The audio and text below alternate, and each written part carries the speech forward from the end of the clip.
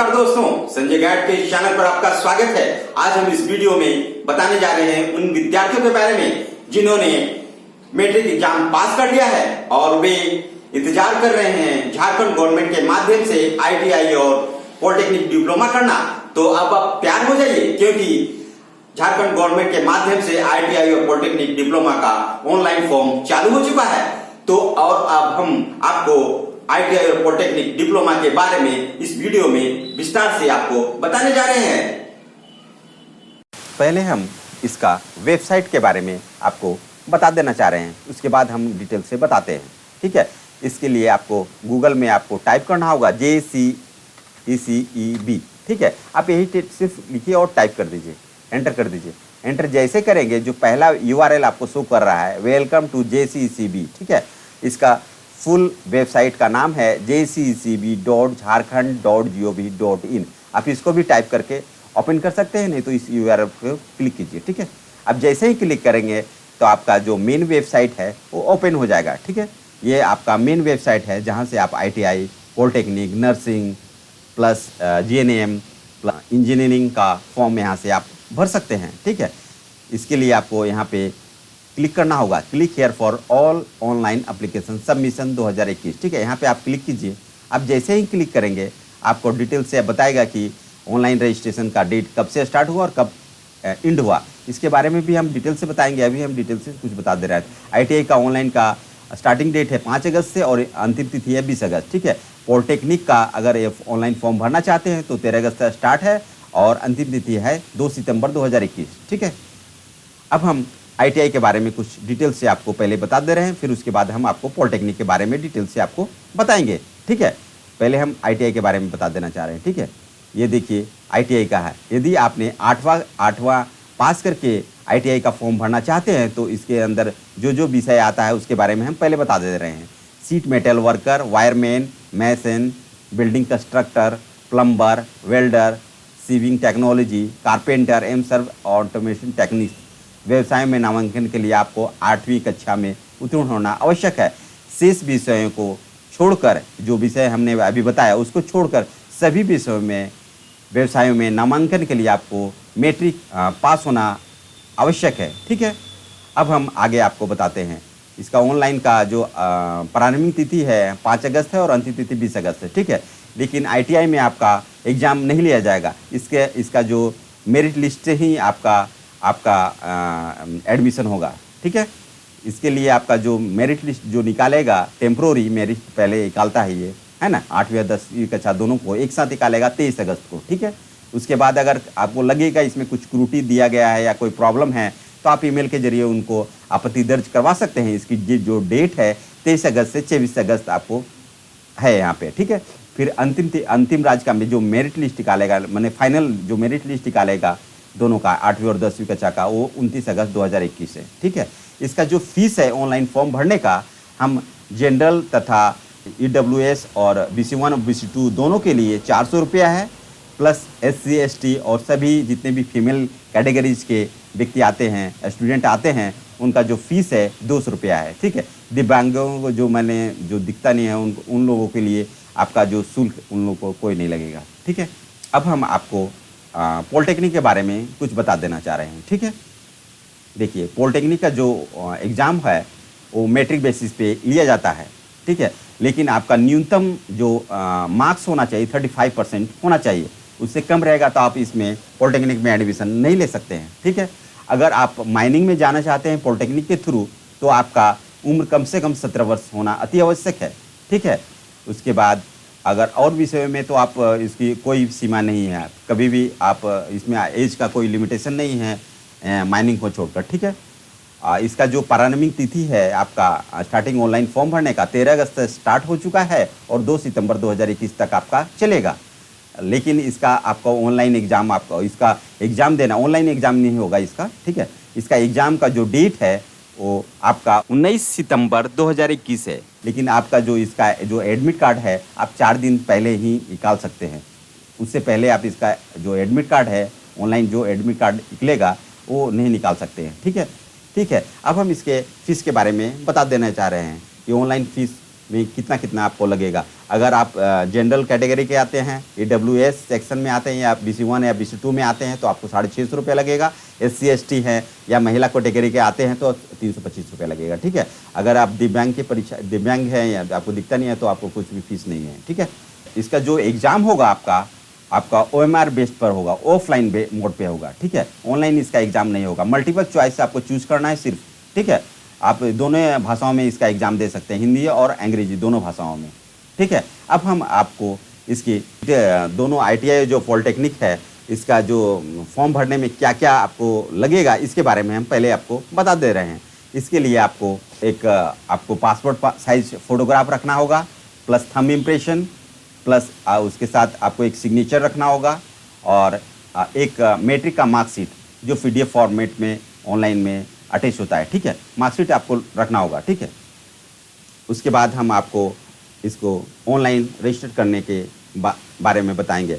ITI और polytechnic का दोनों का रजिस्ट्रेशन प्रोसेस दोनों सेम है, ठीक है। आप ITI का फॉर्म भरना चाहते हैं तो उसको भी सेम है, पॉलिटेक्निक का फॉर्म भरना चाहते हैं तो उसका भी जो ऑनलाइन का जो प्रोसेस है दोनों का सेम है। तो हम इसमें आपको पॉलिटेक्निक का ऑनलाइन फॉर्म भर के आपको बताएंगे, ठीक है। इससे पहले हम आपको बताना चाहते हैं कि यदि आप ऑनलाइन फॉर्म भर रहे हैं तो काफ़ी सावधानी की ज़रूरत होती है।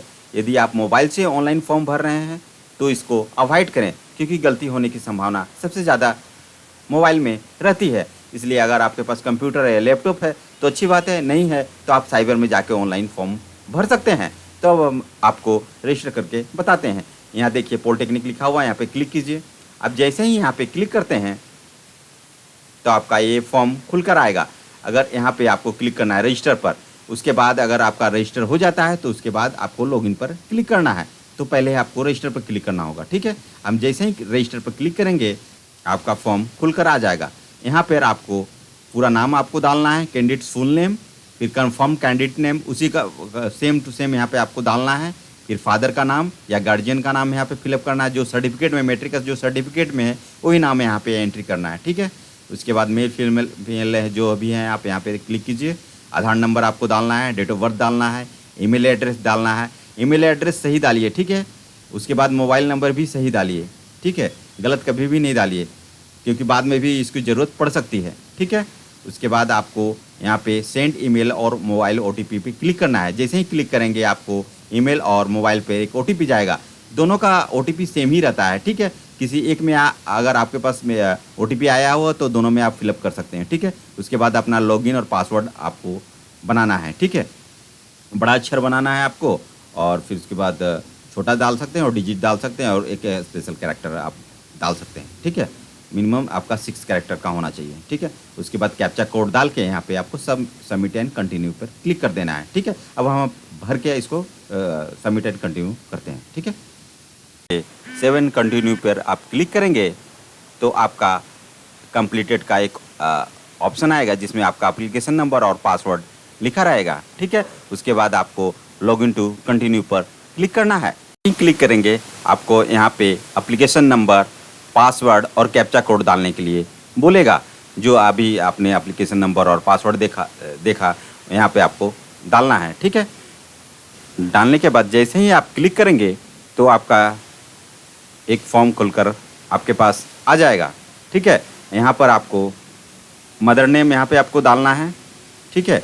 यहाँ पे आपका रेजिडेंशियल जो भी है, परमानेंट रेजिडेंस ऑफ झारखंड है या लोकल रेजिडेंस ऑफ झारखंड जो भी है आपको यहाँ पे क्लिक कर दीजिए, ठीक है। उसके बाद आपको कैटेगरी चुनना है। आपका जेंडर है SC/ST, BC1 BC2 जो भी है कैटेगरी आपको ध्यान से चुनना है, क्योंकि बाद में आपको जाति आवासीय का फॉर्म वहाँ पे जमा करना होगा। यदि आप जनरल हैं तो आपको जाति लगेगा नहीं, आपको आवासीय और आय प्रमाण पत्र आप जमा करना हो सकता है। इसलिए आपको फॉर्म भरने से समय ही आपको जाति आवासीय अप्लाई कर देना है या करके पहले से ही रख लेना है, ठीक है। क्योंकि आपको एडमिशन के समय आपको या काउंसलिंग के समय आपको जाति आवासीय की मांग की जा सकती है, ठीक है। तो इसमें आपको सावधानी से चूज करना है, ठीक है। अब जो भी है आप यहाँ पे चूज कर लीजिए। फिर उसके बाद अगर आप इकोनॉमिकल वीकर सेक्शन में हैं तो यस कीजिए, क्योंकि ये यस का सेक्शन जनरल के समय ही आएगा। अगर दूसरा अगर आप चुनते हैं तो यहाँ पे नहीं आएगा, अब नो चुन करके आपको आगे बढ़ना है, ठीक है। उसके बाद आपका सर्विसमैन कोटा है तो डाल सकते हैं यस नो, जो भी है आपको चूज करना है। एनुअल फैमिली इनकम आपका जितना है यहाँ पे आपको चूज करना, 70,000 से कम है, 70,000 से 2 लाख के बीच है, जो भी है आपको यहाँ पे चूज करके यहाँ डालना है। इंडियन है, पर्सनल डिजेबिलिटी है तो यहाँ पे डाल सकते हैं। अगर आपका मुस्लिम कम्युनिटी कोटा है तो यस करना है, उसके बाद नहीं तो नहीं नो करना है, ठीक है। उसके बाद अपना जो भी कम्युनिकेशन एड्रेस है यहाँ पे फिलअप करना है।